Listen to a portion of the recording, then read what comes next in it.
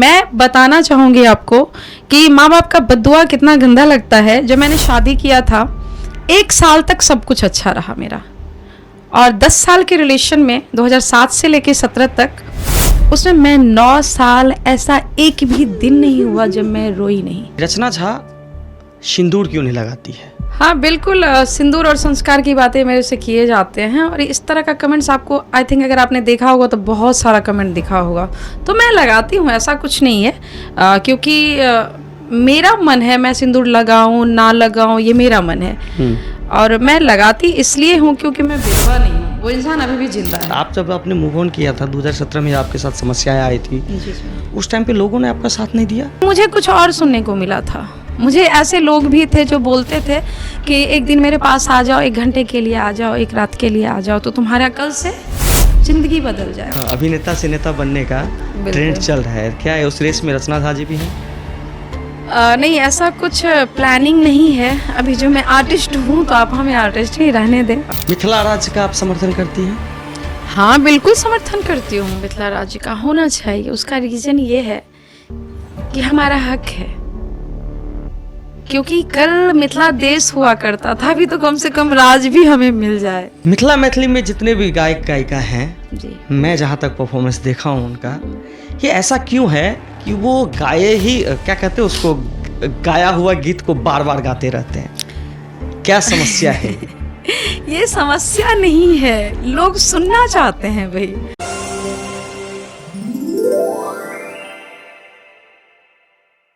नमस्कार दोस्तों, आप सभी का स्वागत है हमारे चैनल द सोशल स्कोप में। आज मैं पॉडकास्ट करने जा रहा हूँ मैथिली लोक गायिका रचना झा जी का।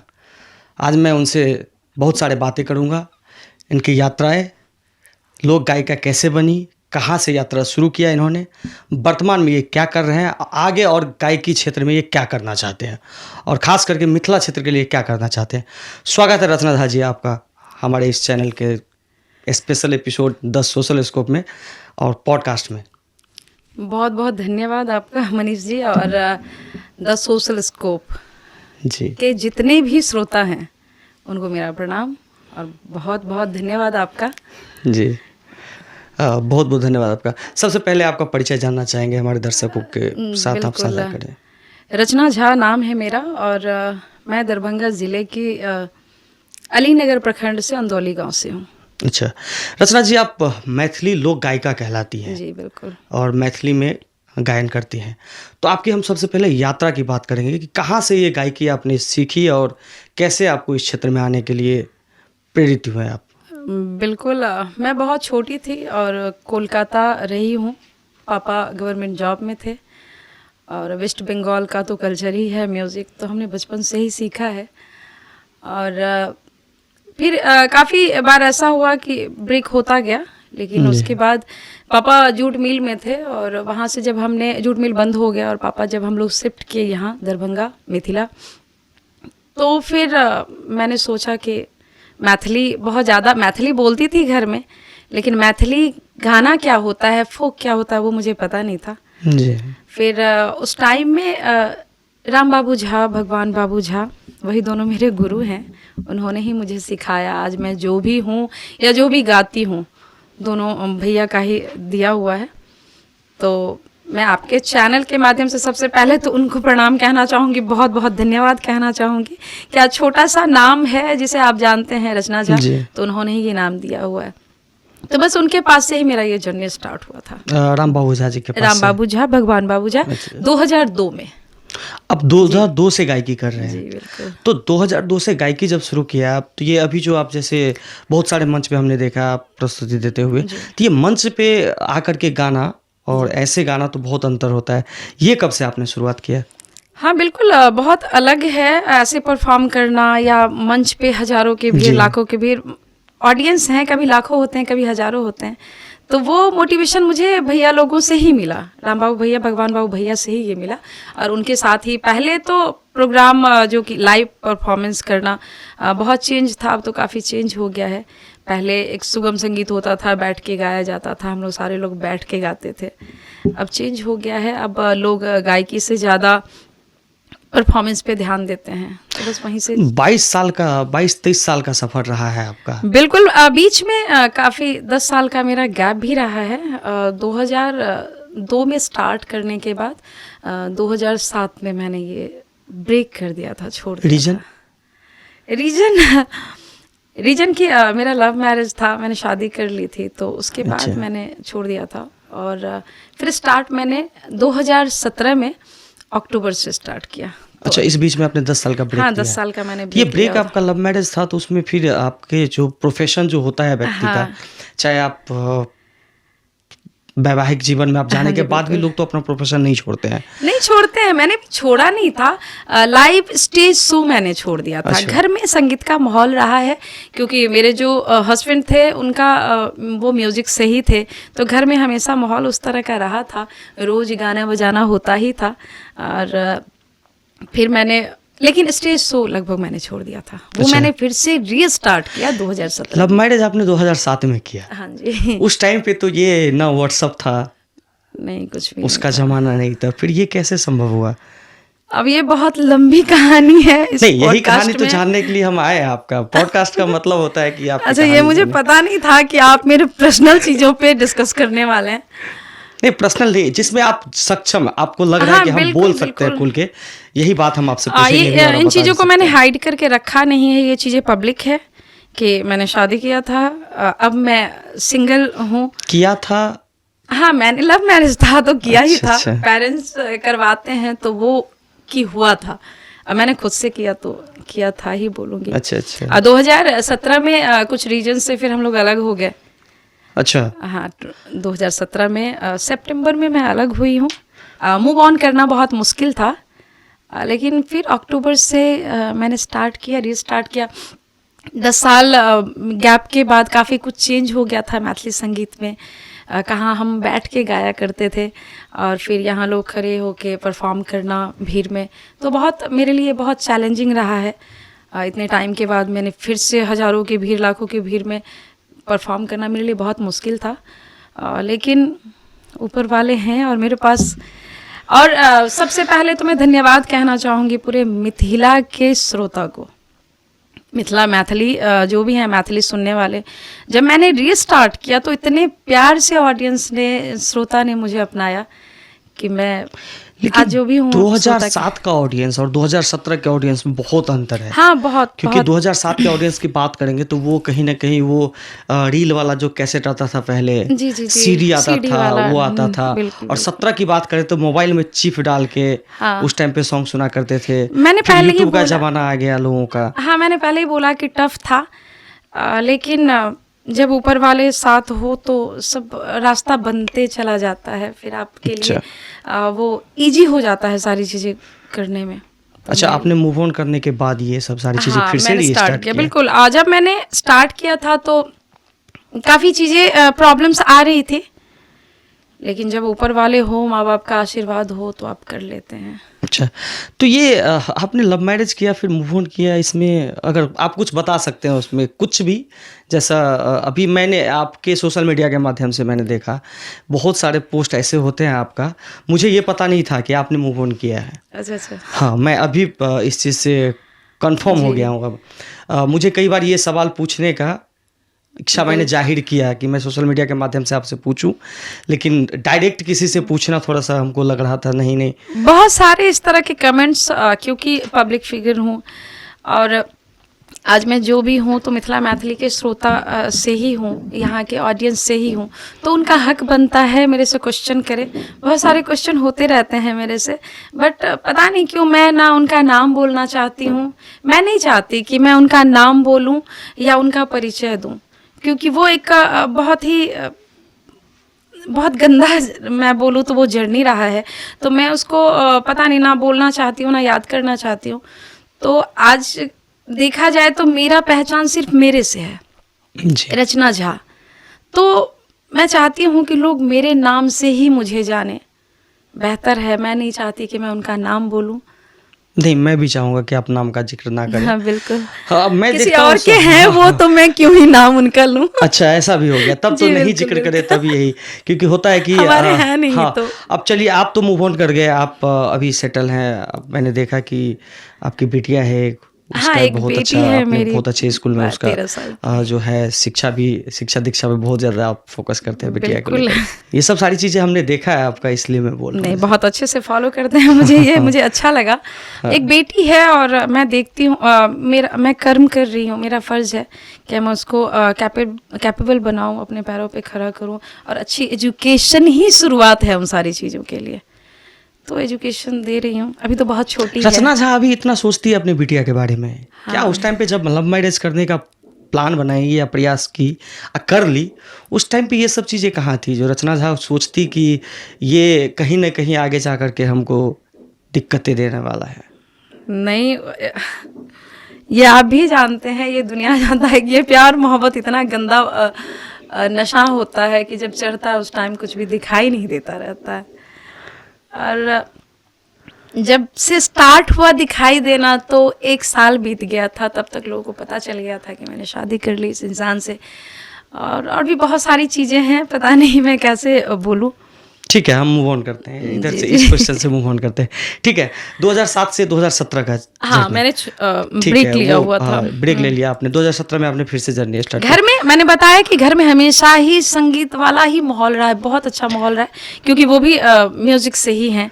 अच्छा। और मैं भी हूँ, तो नॉर्मल सी अच्छा, बात है। 2007 में जब आप उस टाइम पे, जब 2002 से 2007 की जर्नी रही है, उस टाइम पे भी आपने स्टेज शो वगैरह जो हाँ होता है, बिल्कुल, मैं मतलब मंच से गायकी कर रहे मैं होंगे। उस पे बोलना चाहूँगी, वो तो बहुत अच्छा जर्नी रहा है, क्योंकि उस टाइम सोशल मीडिया था नहीं, लोग सिर्फ और सिर्फ या तो कैसेट से, तो उस टाइम मैंने कैसेट वैसेट में गाया नहीं था, लेकिन सिर्फ और सिर्फ स्टेज से मैं राम बाबू भैया, भगवान बाबू भैया के साथ प्रोग्राम करती थी, कार्यक्रम लाइव, और अच्छे खासे ऑडियंस थे जो मुझे उस टाइम में भी बहुत ज़्यादा पसंद करते थे। 2007 में? हाँ, 2002 से लेके 7 सात तक। 5 साल, तो बहुत सारा आशीर्वाद उस टाइम में भी मुझे मिलता था श्रोताओं से।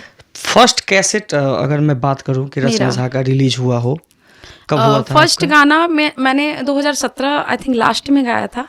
बहुत ही खूबसूरत सा शिव कुमार टिल्लू सर हैं, उनका लिखा हुआ है महादेव गीत। अच्छा, मैं 2 लाइन सुनाना हाँ, चाहूँगी। मैं सुनना भी चाहूँगा। बर दूर काशी नगरिया यो बाबा, सिया गाम अबियो, सिया गाम अबियो बाबा, मिथिला जगबेयो, बर दूर काशी नगरिया यो बाबा, सिया गाम अबियो। इसमें भक्त बाबा भोलेनाथ से, काशी विश्वनाथ से, बाबा बैद्यनाथ से बोल रहे हैं कि बहुत दूर है, हम जा नहीं पाते हैं, भीड़ भाड़ में पूजा नहीं कर पाते हैं, तो आप हमारे मिथिला आ जाए। सिया के गाँव। हाँ, सिया के गाम अबियो, सिया के गाम जग अबियो। तो ये बहुत अच्छा शिव कुमार टिल्लू सर हैं जो बहुत अच्छा लिखते हैं, उन्हीं का तो लिखा आपने हुआ। री जर्नी जब स्टार्ट किया तब से पहला कैसेट आपका रहा? हाँ, ये पहला था। और 2005 से 7 तक आप किसी का लिखा हुआ सॉन्ग, मतलब किसी का गाया हुआ ही सॉन्ग गा रहे थे? बिल्कुल, कि ज़्यादातर तो मैं भैया राम बाबू भैया के बहुत सारे सॉन्ग्स थे। आई थिंक मिथिला में सबसे ज़्यादा गाना उस टाइम में गीत मैथिली उन्हीं का बजता था, तो जो भी था मैं उनका ही गाती थी। अच्छा, राम बाबू झा जी का। बिल्कुल। अच्छा, तो इसमें आपका अगर मैं प्रोफेशन की बात करूँ, गायकी एक प्रोफेशन है जी मिथिला, अब चाहे आप मैथिली गा रहे हो चाहे हिंदी गा रहे हो, जी। सबका अपना अपना प्रोफेशन है। मैं भी आज पॉडकास्ट कर रहा हूँ, तो हो सकता है भविष्य में मेरा प्रोफेशन ये हो जाए। हाँ बिल्कुल। ठीक है, तो आपने जो गायकी शुरू की थी, तो पहला अर्निंग आपका कहाँ से शुरुआत हुआ था, जहाँ से आपको लग रहा होगा कि दिखा होगा कि मुझे यहाँ से मैं अपना जीवन यापन कर सकती हूँ? हाँ बिल्कुल, वही तो भैया के साथ मेरा फर्स्ट जो स्टेज शो था वो था पर्री, साहो पर्री गांव, शायद जानते होंगे। जानते साहो हैं। पर्री, हमारे अभी सांसद जी वहीं से हैं। हाँ, हाँ। और तो उस गांव से मेरा पहला जर्नी स्टार्ट हुआ था, और उस टाइम बहुत पहले की बात है, 2002 की बात है, भैया मुझे 500 रुपया दिए हुए थे।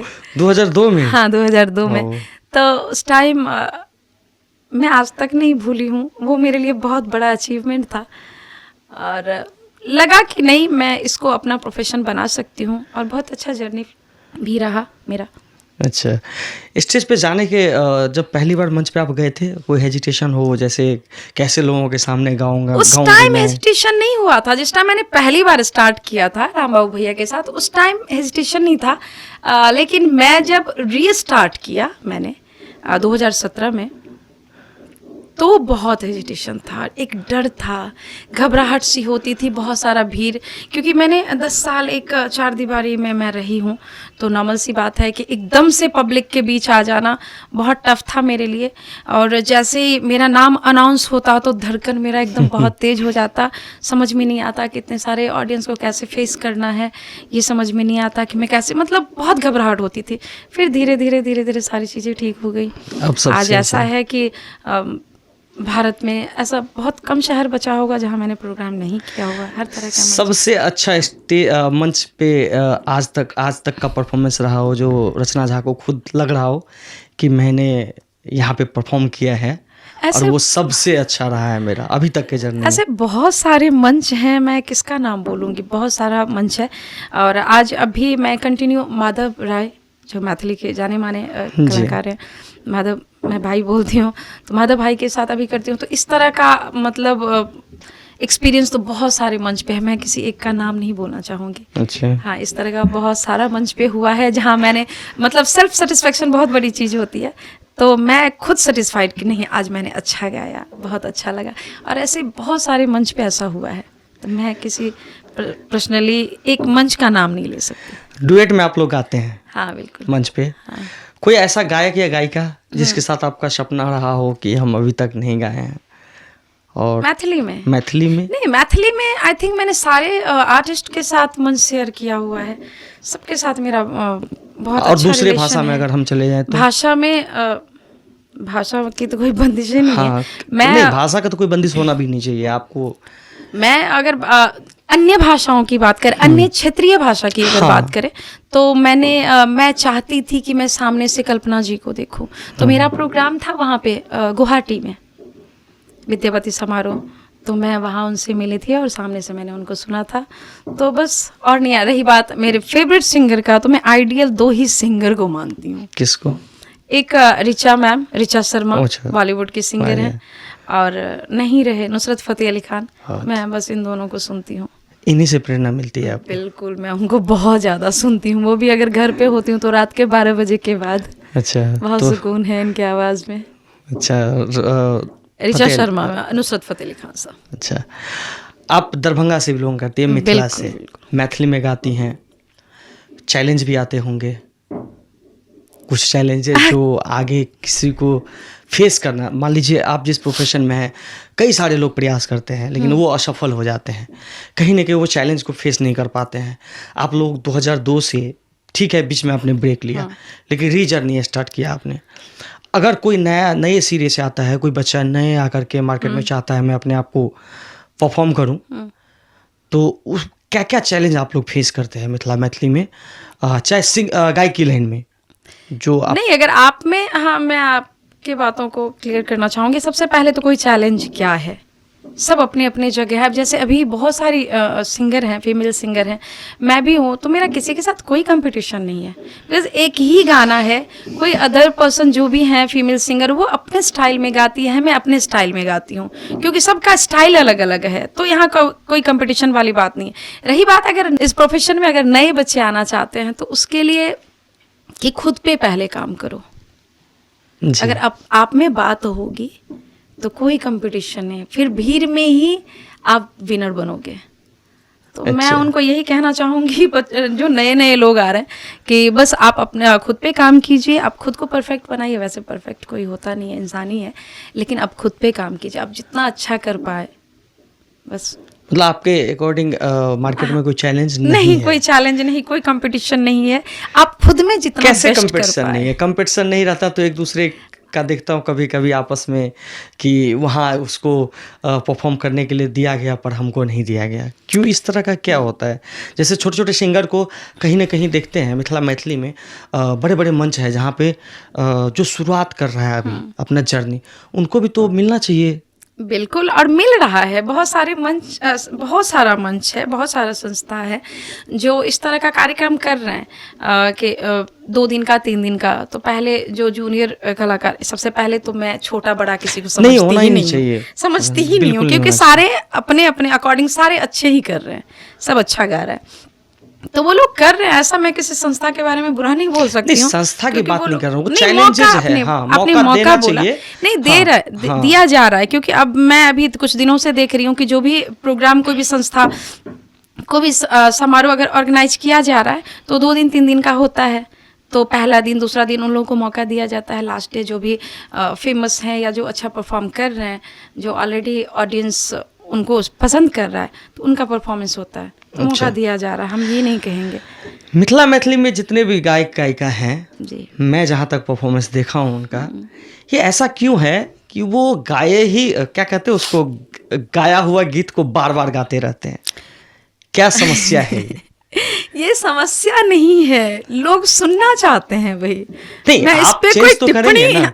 नहीं, आप चेंज तो करेंगे ना? हाँ बिल्कुल, चेंज तो करना आना चाहिए कि जब तक आप गाएंगे नहीं तो उन्हें पता कैसे चलेगा, वो सुनेंगे कैसे। तो नई नई चीज़ें गाना चाहिए, और समय के हिसाब से, जैसे समय बदल रहा है, जैसे जैसे जनरेशन है, जैसे मैं भी जब गाने गाती हूँ तो कोशिश करती हूँ कि हर जनरेशन, जो अभी की न्यू जनरेशन है, मैं थोड़ा उस टाइप का भी गा लूँ, उन्हें भी पसंद आ जी। जाए। जो पहले के हैं, 10 साल 20 साल पहले के जनरेशन है, उन्हें भी पसंद आए।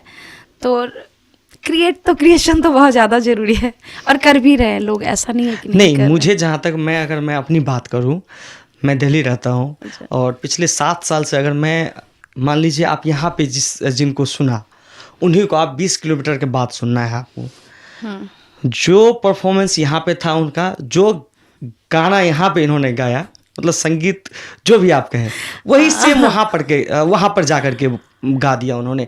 यूट्यूब का ज़माना है, हाँ, बिल्कुल। सोशल मीडिया का ज़माना है, लोग तो कहीं भी सुन लेता है। आप कहीं भी गा के, आप भी आज रिकॉर्डिंग करेंगे, रिकॉर्ड करके अपना अपलोड करते हैं यूट्यूब पे, तो वहाँ पे लोग सुन लेते हैं। लेकिन इस मंच से अगर कोई सुनना चाहता है लाइव परफॉर्मेंस, तो उसमें लोगों को एक्सपेक्टेशन रहता है कि कुछ अच्छा सुनने को मिले, लेकिन लोग मजबूर हैं।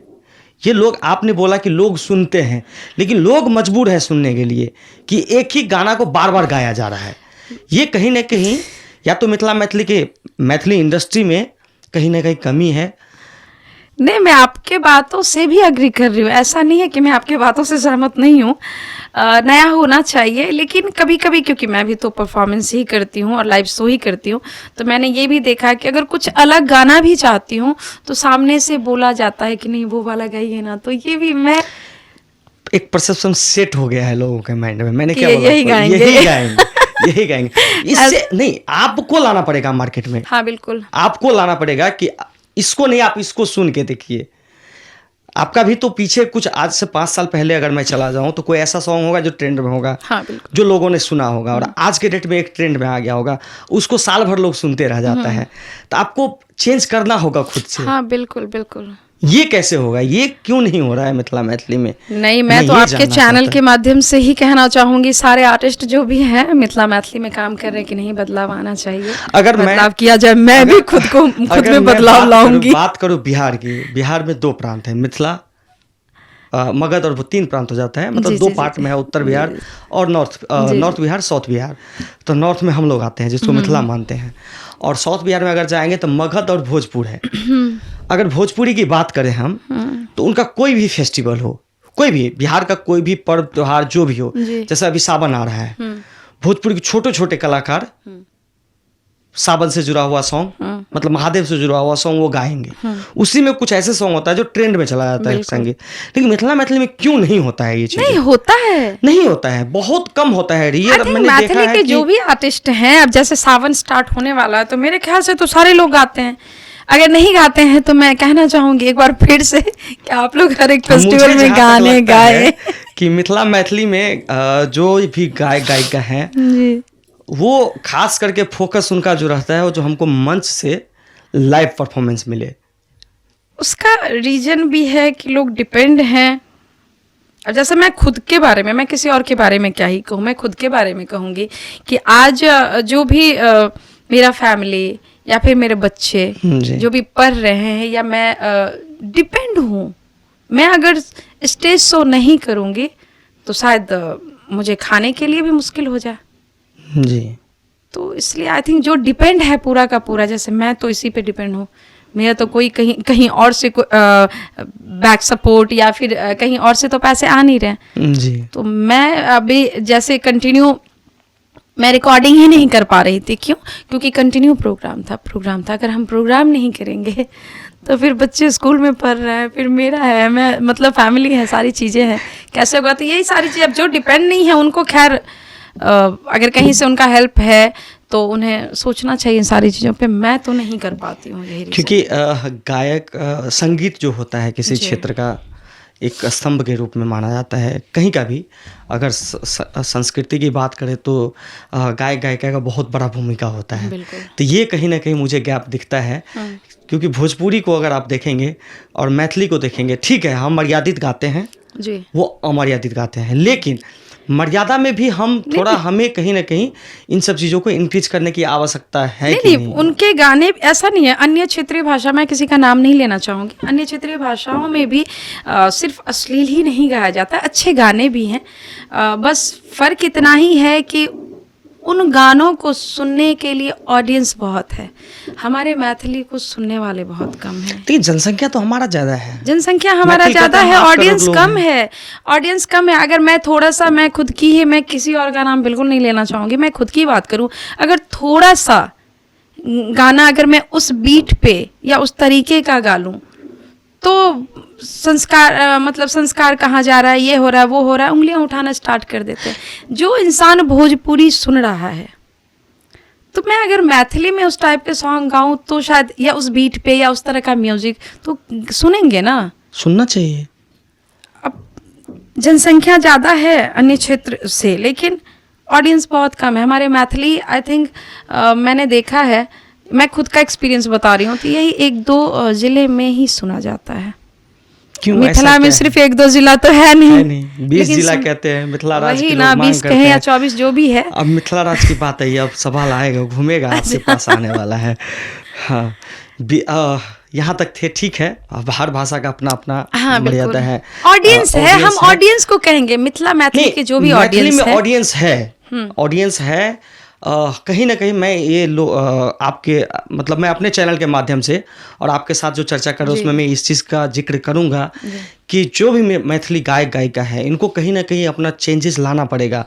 और आपने जो अभी बोला कि आप थोड़ा सा भी अल्टर गा देंगे तो लोग आप पे सवाल उठाएंगे, थोड़ा बीट भी चेंज करे तो सवाल तो मैं उन ठेकेदारों को कहना चाहूँगा, आप लोग नहीं खुल के बोलेंगे, मैं उन ठेकेदारों को कहना चाहूँगा कि आप सबसे पहले अपने घर में भोजपुरी सुनना या दूसरे ऑडियो सॉन्ग को सुनना बंद कीजिए। मैथिली को सुनना आप पसंद करेंगे तो आपको बीट पसंद आएगा। भोजपुरी का बीट आपको पसंद आता है, लेकिन जब मैथिली गायिका गायिका कोई गा देती है तो आप उनको ट्रोल करते हैं। आपने सही कहा, हमने भी इन चीज़ों को सुना है, देखा है।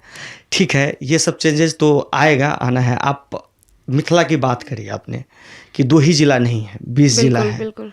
आप एमआरएनएस से जुड़ी हुई थी, और मिथिला राज्य के लिए आंदोलन। मैं ऐसे भी सोशल वर्क मुझे पसंद है, तो जो भी चीज़ें, छोटी चीज़ें हो या बड़ी, मैं तो आजकल तो वैसे भी ट्रेंड हो गया है, अभिनेता से नेता बनने का सफर बहुत आसान हो गया है। ऐसा कुछ प्लानिंग नहीं है, लेकिन नॉर्मल सी बात है, आर्टिस्ट हूँ तो जुड़ी रहती हूँ, पॉलिटिशियन के बीच भी उठना बैठना तो हो ही जाता है। हाँ, अभिनेता से नेता बनने का ट्रेंड चल रहा है। क्या है उस रेस में रचना झा जी भी हैं? नहीं, ऐसा कुछ प्लानिंग नहीं है अभी। जो मैं आर्टिस्ट हूँ तो आप हमें आर्टिस्ट ही रहने दें। और तो आपने ये मिथिला राज्य का जो आंदोलन कर रही थी वो कैसे छोड़ दिया आपने? क्योंकि मिथिला मैथिली आंदोलन मैंने छोड़ा नहीं है, बस मैंने बोला कि मैं एक सिंगल पेरेंट हूँ, तो जरूरी है कि पहले मेरा जो फर्ज है अपने घर के प्रति, अपने बच्चे के प्रति, तो सबसे पहले मुझे वो करना है, कोई और नहीं करेगा। अच्छा। तो यही, ऐसा नहीं है कि मैं मिथिला मैथिली भूल गई हूँ, या मैं आज भी ऐसा कुछ आंदोलन होगा तो मैं बढ़ चढ़ के हिस्सा लूँगी उसमें, और मैं हूँ, मैं रहूँगी। तो बस थोड़ा सा खुद में भी बिजी होना बहुत जरूरी है। हमारा हम नहीं करेंगे तो कौन इसका करेगा? मतलब है कि आप राजनीति में इंटरेस्ट रखते हैं। यहाँ कौन नहीं इंटरेस्ट रखता है, राजनीति में इंटरेस्ट रखना, राजनीति करना, दो बातें हैं ये। दो बातें हैं। बिल्कुल। तो राजनीति में आप इंटरेस्ट रखते हैं, तो मिथिला मैथिली के लिए बहुत ऐसे लोग हैं जो लड़ रहे हैं। हाँ जी बिल्कुल। कुछ ऐसे चुनिंदा लोगों का नाम जो आपको लग रहा है, कोई संस्था या कुछ ऐसा जो हाँ ठीक सही में मिथिला मैथिली के लिए लड़ रहे हैं वो लोग, या सब ठेकेदारी ले कर रहे हैं मिथिला मैथिली का, ठेकेदार बन रहे हैं?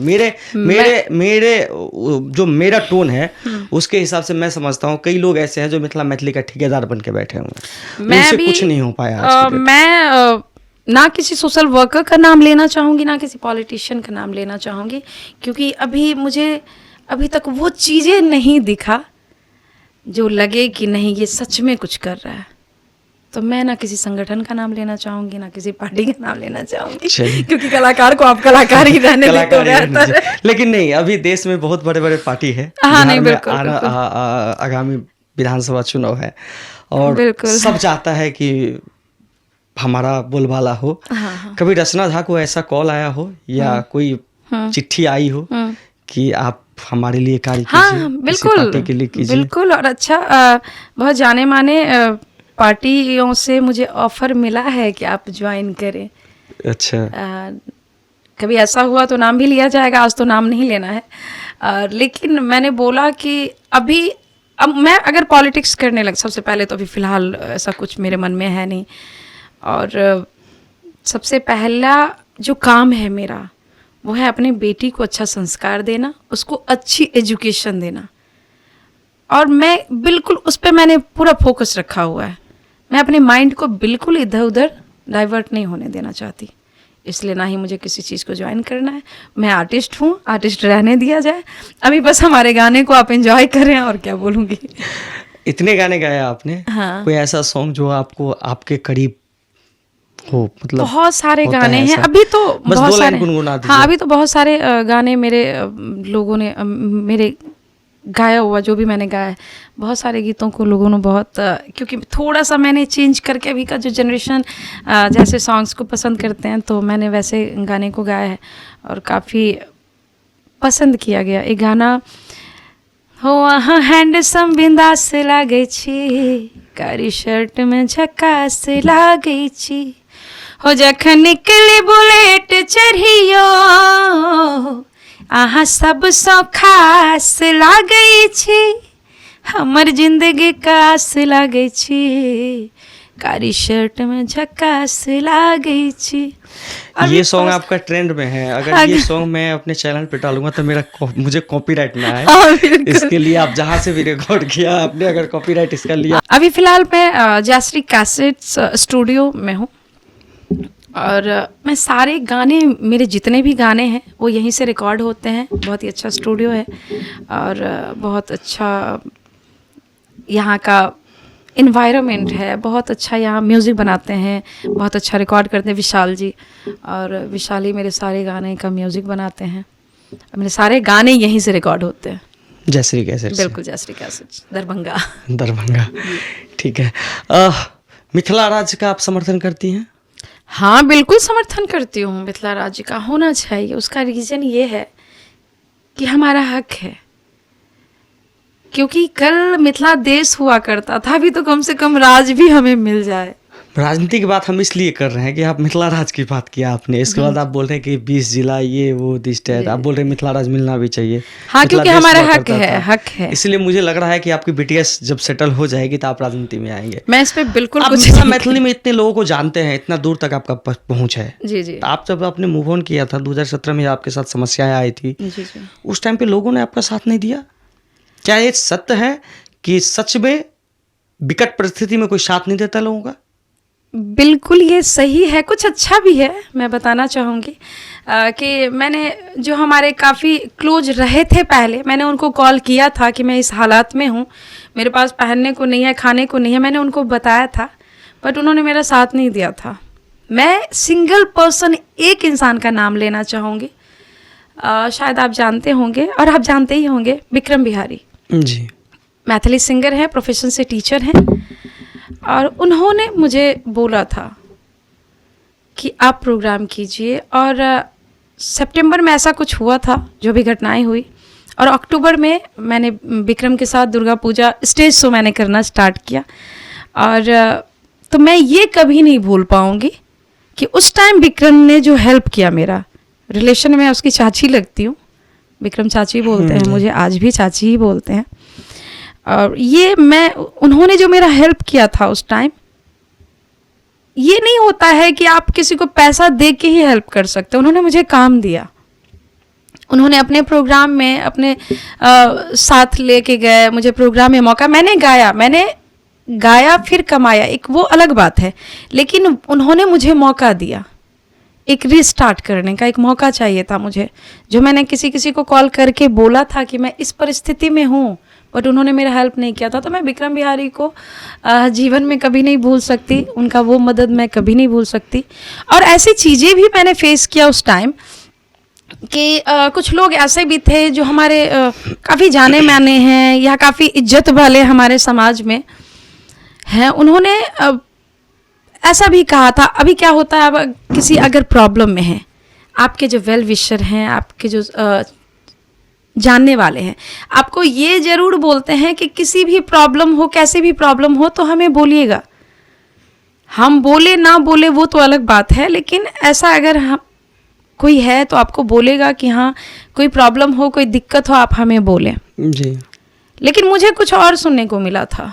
मुझे ऐसे लोग भी थे जो बोलते थे कि एक दिन मेरे पास आ जाओ, 1 घंटे के लिए आ जाओ, 1 रात के लिए आ जाओ, तो तुम्हारा कल से जिंदगी बदल जाएगा। ये मैथिल थे झाज थे हमारे। अच्छा। मैं बोल रही हूँ ना कि मुझे ये बोला ही नहीं गया कि तुम्हारे साथ एक छोटी सी बेटी है, किसी प्रॉब्लम में हो, ऐसी प्रॉब्लम में हो तो कुछ भी दिक्कत हो तो मुझे बोलना, ये नहीं बोला गया था। मुझे ये बोला गया कि मेरे साथ 1 दिन के लिए तुम आके रह जाओ, मुझे ये बोला गया कि मेरे साथ 1 घंटे के लिए रह जाओ। लेकिन मुझे अपने महादेव पे बहुत ज़्यादा भरोसा था और मुझे खुद पे बहुत ज़्यादा भरोसा था कि मेरे अंदर वो टैलेंट है, मैं कर सकती हूँ, मैं गा सकती हूँ। और गलत चीज़, एक चीज़ और है, कोई भी कितना भी गलत करके कितना आगे जा पाएगा। अगर आप में टैलेंट नहीं है, आप में क्वालिटी नहीं है, तो आप आगे गलत करके आप आगे नहीं जा सकते। आज मैं जो कुछ भी हूँ वो मैं अपनी मैंने मेहनत किया, बहुत दिन रात कुछ नहीं समझा। आज छोटी सी बेटी थी, 5 साल की बेटी थी मेरी, मैंने उसको हॉस्टल में डाल दिया क्योंकि ऑप्शन ही नहीं था मेरे पास। मैंने उसको हॉस्टल में डाला। 5 साल 6 साल के बच्चे को कौन डालता है हॉस्टल में। और मैंने उसको, आज तक वो हॉस्टल में ही रह रही है, अभी तो पूर्णिया रह रही है, अब तो बड़ी हो गई है, 13 साल होने वाला है उसका। काफ़ी अच्छी है पढ़ने में। बस प्रे कीजिए कि मैंने जो सपना, बहुत औकात से कई गुना बड़ा मैंने सपना देखा है उसको लेके, बेटी को लेके, तो बस प्रे कीजिए, महादेव से बोलिए कि वो सपने मेरे पूरे हो जाए। नहीं, मैं भी महादेव से कामना करूँगा कि आप जिस फील्ड में हैं महारत हासिल करें। और सबसे बड़ी चीज़ है कि मैं भी यही लोगों से कहना चाहूँगा कि अगर आप कुछ कर रहे हैं तो कुछ मत कीजिए, बट अपने बच्चे को इतना शिक्षित जरूर बनाइए कि ये समाज जो है उसको लायक समझे। आज भी सोशल साइट्स पे या जो भी नेगेटिव कमेंट्स बहुत सारे आते रहते हैं, तो मैं ज़्यादा ध्यान नहीं देती हूँ। लेकिन कहने का मेरा ये मतलब है कि बातें जो आप बनाते, ठीक है, लोग बोलते हैं पीठ पीछे बातें बनाना कोई भी बना सकता, वो अलग बात है। लेकिन अगर आप मुझे नहीं जानते हैं तो प्लीज़ आप मेरे बारे में कुछ भी गलत मत बोलिए। या तो कोशिश कीजिए कि आप हमें अच्छे से जाने, मुझसे पूछिए ना, आप मुझे आके करीब से देखिए, करीब से जानिए कि मैं क्या हूँ। आज भी बहुत सारे नेगेटिव बातें, मैं ये नहीं कहूँगी कि फीमेली, बहुत सारे आर्टिस्ट भी हैं जो नेगेटिव बातें बोलते रहते हैं। मुझे इन सारी चीज़ों से फ़र्क नहीं पड़ता है। एक टाइम था, काफ़ी मुझे ट्रोल भी किया गया था, शायद आपको पता है, सोशल मीडिया पे। पता है मुझे। आज के समय में क्या ये सच है कि लोग सुनी हुई बातों पे ज़्यादा गौर करते हैं और सच तक नहीं पहुंच पाते हैं? हाँ बिल्कुल, लेकिन मैं कहना चाहूँगी कि सच जाने की कोशिश कीजिए। जब तक आप पर्सनली किसी को जान नहीं रहे हैं, तब तक उनके बारे में कुछ भी अफवाह है या जो भी है तो ना बोले। तो अगर मतलब किसी के बारे में अच्छा नहीं बोल सकते हैं तो गलत भी ना बोले, बस यही है। मिथिला मैथिली में कोई ऐसा सिंगर जिसके साथ आपको परफॉर्म करने में सबसे अच्छा लग रहा हो, मतलब आप कंफर्ट फील करती हो? बिल्कुल बिल्कुल। मैं तो सबसे पहले तो बात अगर कंफर्ट की आपने करी तो राम बाबू भैया के साथ बहुत सारा प्रोग्राम कर चुकी हूँ, गुरु रहे हैं, और इस प्रोफेशन में अगर देखा जाए तो बाप है मेरे वो।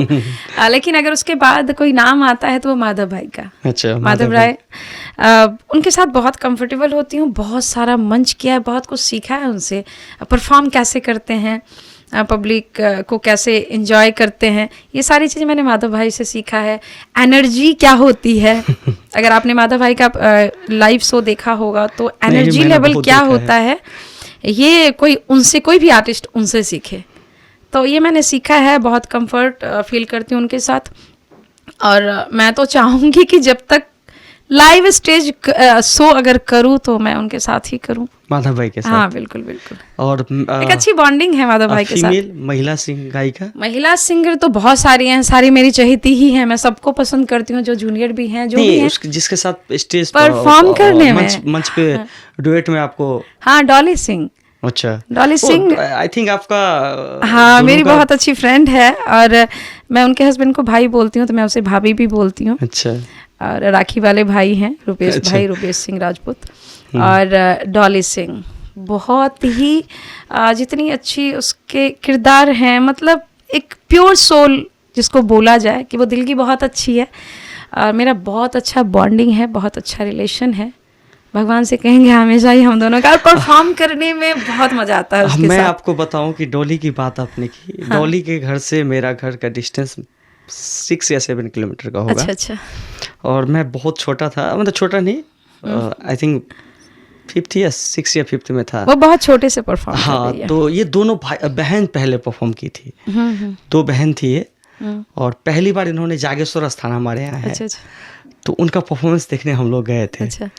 तो पहली बार किसी मैथिली सिंगर गायिका को हाँ। हम लोग लाइव देखे थे। अच्छा हम लोग देखे थे कि हमारे घर के बगल की है, अच्छा। और वहाँ वो आ रही है गाने के लिए, और उसका कैसेट भी आया था जिस टाइम पे। आई थिंक उससे पहले कई सारे सिंगर थे जिनका हाँ, ट्रेंड में था, तो हमारे क्षेत्र में वो ट्रेंड में थी। अच्छा। और आज के दिन में मेरे क्षेत्र में भी और आपके क्षेत्र में उन्होंने नहीं, बहुत अच्छा पूरे पहचान मिथिला बनाई में है। उसको लोग बहुत पूरे पसंद मिथिला में करते हैं। पहचान बनाई है, और ऐसे होना चाहिए। कहीं ना कहीं देखते हैं हम, लोगों को लोग छोड़ देते हैं इसलिए कंपटीशन की वजह से, बिल्कुल ये भी हमें देखने को मिलता है। लेकिन आपके दोनों का जो जोड़ी हमने देखा है, नहीं, वो तो कहीं ना मेरा कहीं- मानना ये है ना कि ये प्रोफेशन आज है, कल को नहीं रहेगा। जी, लेकिन हम दोनों का जो रिलेशन है वो तो पूरे लाइफ जब तक सांसें हैं तब तक चलेगी, तो हम लोग रिलेशन को ज़्यादा महत्व देते हैं। प्रोफेशन का क्या है, आज है कल नहीं रहेगा, ये अलग चीज़ें हैं। और बहुत अच्छी है वो, बहुत ज़्यादा हम दोनों के बीच में अंडरस्टैंडिंग बहुत अच्छा है। और जितनी तारीफ़ करूँ कम है। दोनों वाइफ हस्बैंड रुपेश भाई और डॉली दोनों ही बहुत अच्छे हृदय के लोग हैं, और यही रीजन है कि मेरा बहुत अच्छा बॉन्डिंग है उसके साथ। बहुत सारी बातें हुई। अब हम आते हैं आपके सोशल मीडिया, जी, जिसको हमने खंगाला है।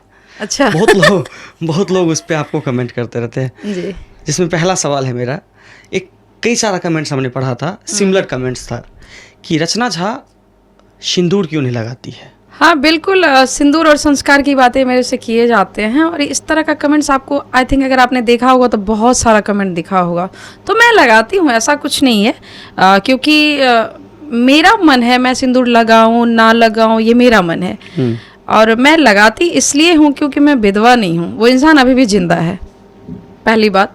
और मैं खुद के खुशी के लिए जब मेरा मन करता है तो सजने संवरने के लिए, तो औरतों का हक है सजना संवरना, तो सजने संवरने के लिए तो बहुत कुछ लगाती हैं वो, सिंदूर लिपस्टिक काजल सारी चीज़ें लगाती है। तो मेरे लिए सिंदूर का भी महत्व मेरे लाइफ में, मैं किसी और औरतों के बारे में नहीं बोल रही हूँ, ना सिंदूर के बारे में मैं कुछ गलत बोल रही हूँ, मैं खुद के लाइफ में सिंदूर का महत्व उतना ही है जितना कि काजल है, बिंदी है, लिपस्टिक है। तो मेरा जब मन करता है मैं लगाती हूँ, और मेरा जब मन नहीं करता तो नहीं लगाती हूँ। लगाती मैं इसलिए हूँ क्योंकि मन कर रहा है, और दूसरी बात कि मैं विधवा तो हूँ नहीं, वो इंसान तो अभी भी जिंदा है। हाँ, मैं पूरी तरीके से मूव ऑन कर चुकी हूँ। काफ़ी टाइम 2017 में हम अलग हुए हैं, और अभी 2025 चल रहा है, 8 साल तो हो गया। तो मैं बिल्कुल आज भी मैं लीगली अलग नहीं हुई हूँ। अच्छा। हाँ, मैं पेपर वर्क नहीं हुआ है, मैं लीगली आज भी अलग नहीं हूँ। तो अगर भविष्य में जी, आप कुछ सोचेंगे तो आपको पेपर वर्क करना होगा? कुछ सोचेंगे वो क्लियर कीजिए आप, मैं समझ नहीं पा रही हूँ। ऐसा होता है ना, देखिए जीवन बहुत, अभी आपका अगर मैं देखूँ तो उम्र ज़्यादा नहीं हुआ है। अच्छा। होता है भविष्य में कोई ऐसा मोड़ आ जाए आपके जी, साथ जी। कि आपको उस तरफ उस तरह झुकाव का हो, डिसीजन लेना पड़ पड़े। जाए। सेकेंड मैरिज आप ये कहना सेकंड चाह रहे मैरिज हैं ना? का। हाँ, अभी कोई प्लानिंग है नहीं, और मैं ये भी नहीं बोल सकती हूँ कि ऐसा कुछ फ्यूचर में नहीं हो सकता है। पता नहीं अब महादेव ने क्या लिखा होगा मेरे लिए, तो देखा जाएगा। फिर मैं जो भी करूँगी वो मैं लीगल प्रोसेस ही रहेगा मेरा, वही। इलीगल कुछ भी नहीं होगा जी। अच्छा, आप बहुत ही मुखर होके बोलती हैं। हाँ जी। ये एनर्जी कहाँ से मिलता है आपको? महादेव का भक्त हैं आप। हाँ बिल्कुल, मैं ये एनर्जी लेवल तो मेरा बहुत ही हाई रहता है हमेशा। मतलब कॉन्फिडेंस ओवर नहीं रहता है, कॉन्फिडेंस मेरा हमेशा हाई इसलिए रहता है कि मैं सबसे पहले तो महादेव को बहुत मानती हूँ, और मैंने उस पर छोड़ रखा है सारी चीज़ों को कि तुम्हें जो करना है मेरे लिए वही करना, जो बेस्ट होगा तुम वही करोगे मेरे साथ। तो इसलिए, और मुझे किसी चीज़ का डर नहीं है। लाइफ में मैंने इतना कुछ खोया है कि अब खोने का डर नहीं है। एक बेटी है तो मैंने वो महादेव को सौंप रखा है, तो बस मैं इसलिए एकदम स्ट्रांग होके बोलती हूँ। कई सारे लोगों का कमेंट आता है जी। कि रचना झा जी हमेशा कहीं ना कहीं घूमती रहती हैं। हाँ। मतलब आज देवघर देख लिए, कभी जनकपुर देखते हैं, कभी नेपाल देखते हैं। क्या है मतलब, बस बेटी के अलावा दुनिया जो है? बिल्कुल, दुनिया मुझे आपका? घूमने से बहुत ज़्यादा, पर्सनली मुझे घूमने में बहुत ज़्यादा इंटरेस्ट है नहीं, क्योंकि मेरा ऐसा प्रोफेशन है। कल मैं यहाँ हूँ, कल दूसरे शहर में हूँ, कल तीसरे शहर में, तो ऐसा होता रहता है। लेकिन बेटी क्योंकि मैंने आपको जैसा कि बताया कि वो जब 5-6 साल की ही थी तभी मैंने उसको हॉस्टल में डाला था, तब से वो कंटिन्यू हॉस्टल में। तो और जब भी वो छुट्टी में आती है, जैसे समर वेकेशन या विंटर वेकेशन जो भी छुट्टी होता है, तो उस टाइम में या किसी फेस्टिवल में आती है, तो मैं खुद बिजी रहती हूँ, अपने सोच में इतना ज़्यादा बिजी रहती हूँ कि मैं उसको टाइम नहीं दे पाती। वो मेरे मम्मी के साथ, उसको नानी से नाना से बहुत ज़्यादा लगाव है, तो वो नानी नाना के साथ रहती है, और इसलिए जब भी मुझे थोड़ा भी टाइम मिलता है तो मैं उसको बाहर साथ में लेके जाती हूँ, और कोशिश करती हूँ कि उसे मंदिरों में ही ले जाऊँ। उसे मंदिरों में जाना बहुत पसंद है, उसे पहाड़ों में जाना बहुत पसंद है। तो आप अगर सोशल साइट्स की बात करें तो वहाँ अगर फोटोज आपको दिखेंगे तो या तो मंदिर वाले दिखेंगे या फिर पहाड़ों के दिखेंगे। तो बस यही रीज़न है कि मैं जाती हूँ बाहर। जो युवा पीढ़ी है आज का, रचना झा लव मैरिज के लिए क्या सलाह देना चाहेगी? मैं बिल्कुल सलाह ये देना चाहूँगी कि एक अंडरस्टैंडिंग बहुत ज़्यादा ज़रूरी है, कि म्यूचुअल अंडरस्टैंडिंग, जिसमें फैमिली भी इन्वॉल्व हो और दोनों के फैमिली इन्वॉल्व हो, तभी शादी हो तो बेहतर है। क्योंकि मैं अपना पर्सनल एक्सपीरियंस बताना चाहूँगी कि जब मैंने शादी किया था और अपने घर वालों को बताया था तो उन्होंने मुझे बद्दुआएं दी थी। और लोग बोलते हैं कि बद्दुआएं लगती नहीं है माँ बाप का। नहीं, अगर आप माँ बाप का दिल दुखाते हैं तो वो बद्दुआएं बहुत गंदे तरीके से आपको लगती है, जो कि मुझे लगा था। मैंने बताया कि मेरा पर्सनल एक्सपीरियंस, जब मैंने बताया कि मैंने शादी कर ली तो उन्होंने बोला था कि अब तुम्हारा रो के ही जीवन कटेगा। और मैं बताना चाहूँगी आपको कि माँ बाप का बद्दुआ कितना गंदा लगता है। जब मैंने शादी किया था 1 साल तक सब कुछ अच्छा रहा मेरा, और 10 साल के रिलेशन में 2007 से लेकर 17 तक, उसमें मैं 9 साल ऐसा एक भी दिन नहीं हुआ जब मैं रोई नहीं। बहुत सारे रीजंस होते थे, मैं कितना बोलूँगी, लेकिन एक दिन भी ऐसा नहीं हुआ जब हम रोए नहीं होंगे। तो आपने लव मैरिज की बात करी तो मैं उनके लिए यही बोलूँगी कि म्यूचुअल अंडरस्टैंडिंग, म्यूचुअल चीज़ें होनी चाहिए, सबका सपोर्ट हो तो ही किया जाए तो बेहतर है। किसी का दिल ना दुखाया जाए, खास करके माँ बाप का दिल ना मत दुखाओ, और सारे लोगों के मर्जी से करें, फिर लव हो या अरेंज हो, बेहतर है। अब हम लोग अंतिम पड़ाव में हैं। बिल्कुल। हम आपसे दो लाइन में एक प्यारा सा संगीत सुनना चाहेंगे। बिल्कुल, गाने तो बहुत सारे हैं मेरे, और मैंने 1-2 अभी सास बहू ये वो बहुत सारी चीज़ों पे भी गाने गाए, जो कि मैंने बताया था आपको कि जैसरी कैसेट्स मैंने रिकॉर्ड किया हुआ था। तो एक गाना जो मेरा मिथिला हाट अभी है, उस पे भी मैंने बहुत सारे, मिथिला हाट हमारे मिथिला के लिए बहुत बड़ा उपलब्धि मैं समझती हूँ। और मैं जब इसके बारे में कुछ अच्छा बोलती हूँ तो इस पे भी लोग बोलते हैं कि आप ऐड कर रहे हो, ये कर, नहीं, कुछ अच्छा है तो हम उसके बारे में क्यों ना बोलें। और कुछ ऐसा था नहीं हमारे मिथिला में, तो एक बहुत प्यारा सा कॉम्बो जैसा है कि आप जब इन करते हैं मिथिला हाट में, तो उस पर भी मैंने बहुत अच्छा गाना गाया था। हे यो सुनो ने देख लो इंटरनेट पर, चलो ने हेला चलो बुलेट पर हो, हे लागल हमरो घूम के उचाट, पिया यो चलो ने मिथिला हाट। और भी मिथिला हाट पे मैंने बहुत सारे गाने गाए हैं जो कि आपको जयश्री कैसेट्स पे, रचना झा ऑफिशियल पे मिल जाएंगे। बहुत सारे गाने हैं मेरे आवाज़ में। और अभी भी बहुत सारा गाना जो मैंने गाया हुआ है जो पेंडिंग में है, आपके चैनल के माध्यम से बोलूँगी कि आप लोग सुनिए नहीं, और अपनी प्रक्रिया दीजिए कि मैं जो कोशिश कर रही हूँ वो अच्छा है बुरा है, कमेंट के माध्यम से। तो दोस्तों हमारे साथ से रचना झा जी, जिन्होंने अपने निजी जीवन से जुड़ा भी कुछ सवाल का जवाब दिया और इनकी यात्रा कहाँ से शुरू हुई थी और कहाँ तक जाएगी इन्होंने ये भी बताया है। तो इस पॉडकास्ट को देखिए और इन्होंने जो कुछ चीज़ें बताई है उसको अपने जीवन में अमल कीजिए और अपने जीवन में खूब तरक्की कीजिए। आप हमारे दर्शक को अगर कुछ कहना चाहेंगे तो 2 लाइन में। बिल्कुल, सब खुश रहे और मैं क्या कहना चाहूँगी, अच्छी अच्छी चीज़ें करें, अपने आप पे काम करें, अपनी खुशियों के बारे में सोचें, क्योंकि मैं इतना समझती हूँ कि हमारे बारे में हम नहीं सोचेंगे तो कौन सोचेगा। बहुत बहुत धन्यवाद आपका।